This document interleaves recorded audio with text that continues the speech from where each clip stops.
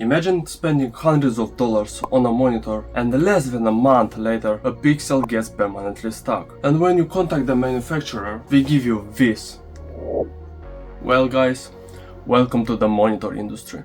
Last summer I worked 60 hours a week, so I could finally upgrade my 75Hz 1080p office monitor, and I got a 24-inch 165Hz 1080p monitor from AOC. 1 year later, the whole batch died, or so I presume, based on the fact that 5 monitors, including mine, came dead to the official service center from my country on the same day. I blamed myself because I chipped out on the monitor, so I decided to borrow some money and get something else, something better, which I probably shouldn't have. I went with a 27-inch 1440p Mini-LED monitor, also from AOC, an amazing monitor with no bad sides whatsoever, according to the specs. I watched a lot of reviews before getting it, and when I saw that it's the best 1080p budget monitor and that it got into the ratings list, I had to get it. Well, I bought a watch too, but that's beyond the point. So I went to my local tech store, I tested the monitor and I bought it. On the first glance, the monitor was amazing. Everything worked nice except the HDR, but that's a Windows problem.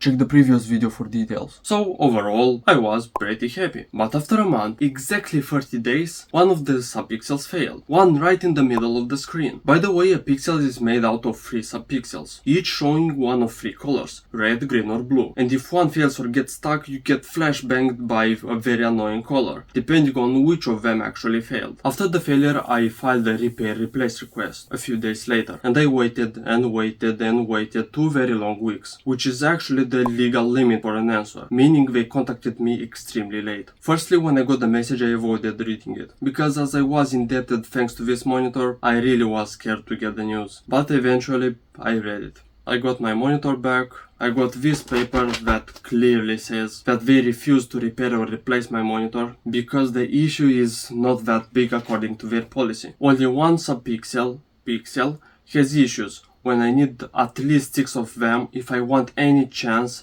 at a replace or repair. In the paper they also went on and talked about how this happens to other monitor brands too, and that the issues appear later on and that's just how it works. Now, saying that this happens to other brands too, and that they deliver high quality products is to some extent true, but generally speaking a very big lie. They pack a lot of features?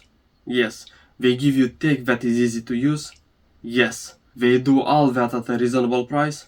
Yes. But all of that does not matter if the quality and life of their products is nothing but disappointing and frustrating. And as some wise man once said, everything before bought is gibberish, falsehood and fabrication.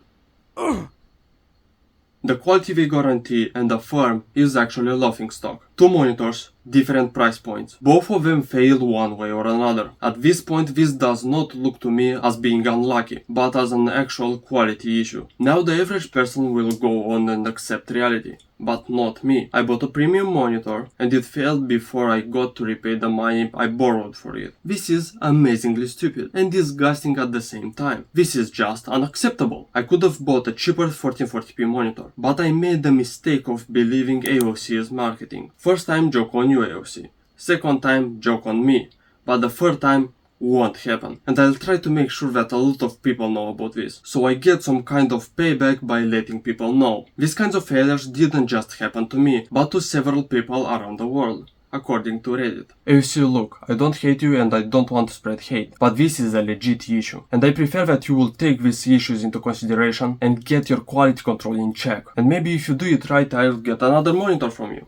And to everybody else watching this video, based on my experience, I can't recommend AOC monitors right now. Now, I agree that Altec fails, as affirmed in the warranty refusal. And I agree that a pixel failing out of 3 million isn't that big statistically. Except if it's red and it's in the middle of the screen. Brands define issues using numbers. Clients actually live those issues day to day. For the next 5 years. The issue gets defined differently by the brand and the actual user. And here's the part that actually makes all of this even more frustrating.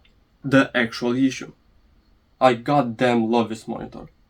Despite everything that happened, it looks incredible. I never gamed and watched shows on something this good. Looking at it while gaming, even while working, it looks fantastic. Except the stock pixel, of course. Because of this, I don't think I ever get something worse than a mini LED panel. The blacks are black thanks to the local dimming zones. The colors are bright. HDR works when it's supported, and it's just a blessing to the eyes. And I physically can't stop staring at it. So now I'm pretty much stuck between recommending you AOC or not. The panels fail, yet they're beautiful. You get a lot for your money, yet the main thing you pay for doesn't work as expected. Their screens are so contradictory to the point that they forced me to ask myself, if I ever go back, will I get this monitor again? And the answer to that question is a headache.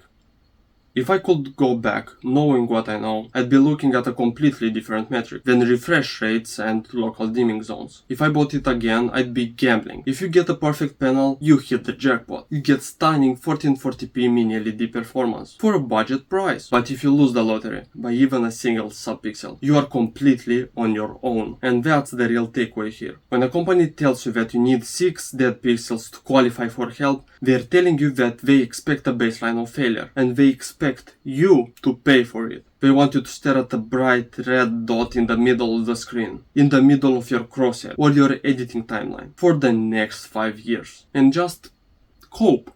I love the panel.